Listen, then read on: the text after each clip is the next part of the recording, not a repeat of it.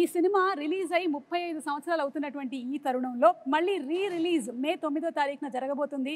ఒక్కసారి మెమరీస్ అన్ని రిఫ్రెష్ చేసుకుందామా? ముగ్గురికి మరొకసారి సాదర స్వాగతం పలుకుతున్నాము. Very very hearty welcome and congratulations. సినిమా మే 9వ తారీఖున మళ్ళీ రిలీజ్ అవుతుంది 35 సంవత్సరాల తర్వాత. How does it feel Raghavendra Rao garu? ఎలా అనిపిస్తుంది? ఇంద్రలోకం నుంచి ఇక్కడ దిగినంత అందులో అవును, మేము మళ్ళీ ఇంద్రలోకానికి వెళ్తున్నామా, స్వర్గం చూడబోతున్నామా? స్వర్గం అంటే వెంకయ్యనాయుడు గారు అప్పుడప్పుడు అంటూ ఉంటారు, రాఘవేంద్ర గారు సినిమాలు స్వర్గాన్ని పైనుంచి కిందకు దిగుతారని. దాని ఇన్స్పిరేషన్ కూడా ఆ పిక్చర్ గురించే. అలా జగదేవకురుడికి అసలు మాకు చాలా మెమరీస్ ఉన్నాయి.